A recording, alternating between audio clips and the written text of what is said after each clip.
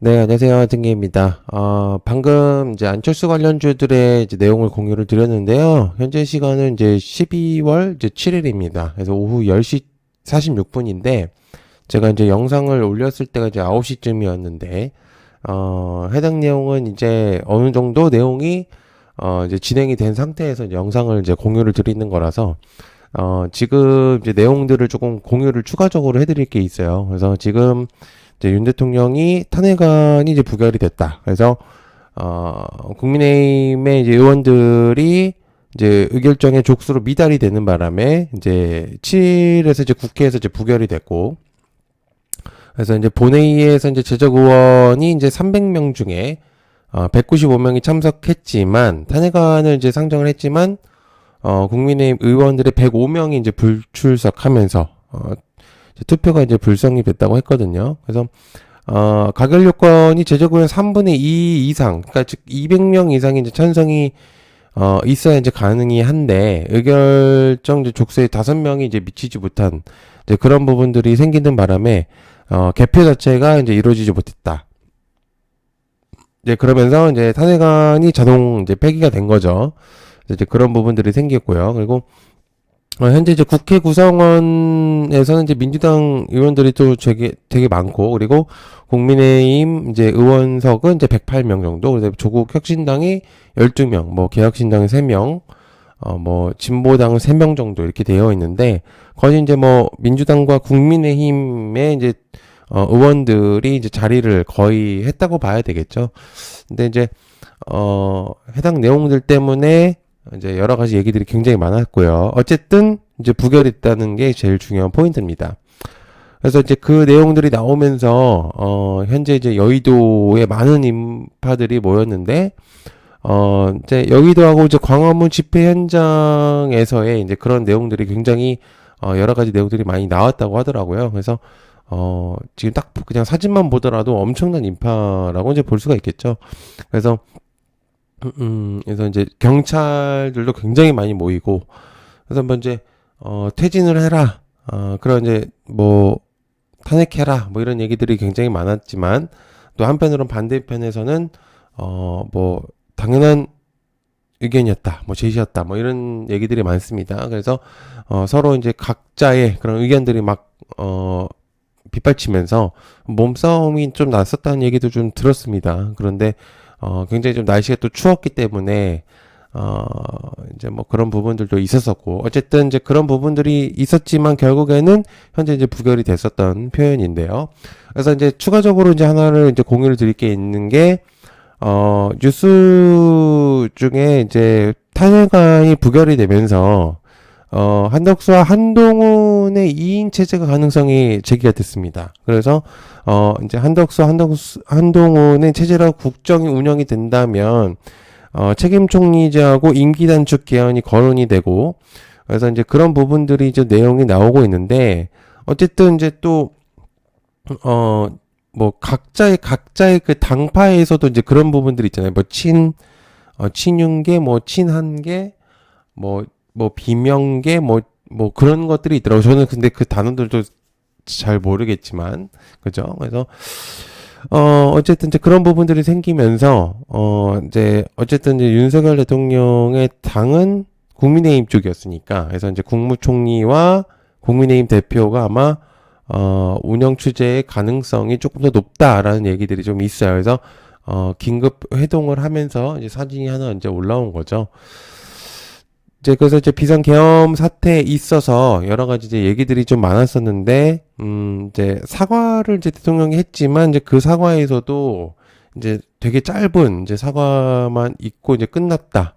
그리고 이제, 사실상 이제 좀 이선으로 물러나겠다. 이런 이제 표현을 이제 썼기 때문에, 이제 이게 가능성이 좀 더 높아졌죠. 그래서 이제 한동훈과 한덕수의 체제가 조금 더 높아질 가능성이 높다. 이렇게 이제 볼 수가 있는데, 그래서 이제 제가 가지고 온 내용들을 한번 이제 보시면 좀 도움이 되실 것 같습니다. 그래서 제가 이제 두 인물의 관련주들을 좀 가지고 왔는데요. 일단 한 번씩 보시죠. 일단 한동훈부터 봐야 됩니다. 가장 유력한 인물로서 부각이 되기 때문에, 그래서 일단 대상홀딩스 양동은 사회이사고 서울대 법대 동문이기 때문에 현 시점 대장주로 부각이 될 수 있죠. 그죠? 그리고 두 번째는 오파스넷입니다. 신동은 사회이사와 사법영수와 이제 동기이기 때문에, 그죠? 그래서 현 시점 이제 대장주로 부각이 될 가능성이 매우 높기 때문에, 일단 체크를 조금 해보실 필요가 있겠고요. 그 다음에 세 번째는 DTNCR로입니다. 이성규 이사하고 컬럼비아, 로스쿨 동문이기 때문에, 그죠? 현 시점 대장주의 가능성이 높죠. 그래서 DTNCR로를 체크해볼 필요가 있겠고, 그 다음 네 번째는 노을. 이선진 서울대 법대 동문입니다. 그렇기 때문에, 체크할 수 있는 그런 종목, 이제, 내용이고요. 그래서 현 시점 대장주로 가능성이 높다. 근데, 대장격이지만, 약간, 왔다 갔다 할 가능성이 있어요. 그리고 얘가 이제 의료 AI 섹터가 같이 가지고 있기 때문에, 의미가 있습니다. 그죠? 그 다음에 다섯 번째, 태양금속. 한우삼 이제 회장하고 청주한 씨가 갔기 때문에, 그래서 이제 부각이 됐었던, 이제 내용이 있었죠. 그죠? 그리고, 이제 여섯 번째 부방입니다. 조상준 전 사회이사 같은 로스쿨 출신이기 때문에 그래서 얘 같은 경우는 사실 조금 이등주의 느낌이 없잖아 있어요. 앞에 이제 위에서 얘기했었던 것보다는 훨씬 더 조금 이제 그런 부분들이 있기 때문에 그죠? 그래서 이제 그 다음에 이제 한덕수 관련주들을 좀 체크해 볼 필요가 있는데 두 가지 정도만 보면 될 것 같습니다. 일단 시공테크. 박기성 회장이 이제 한덕수 총리하고 자문단이었기 때문에 과거에 그래서 대장주로 부각될 가능성이 높죠. 그리고 두 번째는 이제 모엔즈입니다. 새만금 인근에 위치를 했고요. 그 다음에 덕원산업을 자회사로 두고 있기 때문에 이에 따라서 이제 한덕수로 부각이 될 수 있겠다. 그래서 이제 요 부분들 좀 체크해 볼 필요가 있는 그런 종목이다라고 이제 볼 수가 있습니다. 그래서 요거 좀 관심을 가져보실 필요가 있겠고요. 그래서 한 번씩 보시죠. 어떻게 되는지. 이제 요것들을 좀 체크해 볼 필요가 있는데요. 자, 일단 한동훈부터 좀 보죠. 한동훈 관련주 대상홀딩스를 보면은 역시나 대장주로 움직이는 모습들을 보여줍니다. 거의 500억 이상 거래 대금이 터진 거기 때문에 거래량이 거의 1,400만 주가 터졌거든요. 맨 마지막 판에. 그래서 역시나 이제 대장주로서 이제 부각이 된다. 거의 2배. 3번 이상, 거의 2배죠. 이제 14일 기준으로 따진다면은 거의 2배 이상 거래량이 터진 거기 때문에 엄청난 거래량이라고 볼 수 있겠고, 거래량을 따진다고 하더라도 과거 이제 엄청난 부각이 됐었던 11월, 24년 11월 때보다도 거의 비슷한 수치, 그러니까 거래 대금으로 따진다면은 이때가 가장 많습니다. 그래서, 대금만 본다라면은 굉장히 좀 많은 그런 금액대가 들어온 걸로 보여질 수가 있겠고요. 그 다음에 두 번째는 오파스넷. 역시나 비슷합니다. 오파스넷은 역시나 강력한 모습을 보여줍니다. 역시나 현지 시점 대장주의 가능성이 매우 높기 때문에 일단 역시나 체크를 좀 해볼 필요가 있는. 마찬가지로 거래량이 꽤 높게 들어왔어요. 그래서 요것도 의미가 있겠고요. 그 다음에 DTNCR로 한 번에 상한가를 가버리는 그런 이제 여력을 보여줬습니다. 거의 400만 거래량으로 올렸기 때문에 거의 호가량이 거의 없었다라고 볼 수 있죠. 매도 호가량이. 그래서 거의 한 번에 올렸었던 그런 이제 모습으로 보여줄 수가 있겠고요. 그 다음에 이제 노을. 이제 의료 AI 섹터가 부각이 됐기 때문에 두 가지 섹터가 엮이면서 이제 그런 부분들이 없잖아 있었는데 역시나 거래량으로서는 굉장히 의미가 있습니다. 의료 AI 섹터에서도 그렇고, 이제 여러 가지로 측면이 엮이면서, 이제 두 가지로 붙었는데, 어쨌든 이거는 이제 양날의 검의 느낌이 좀 없잖아 있기 때문에, 완전한 이제 정치 섹터의 종목이라기보다는 좀 어렵죠. 그죠? 그래서 두 가지의 섹터를 가지고 있기 때문에.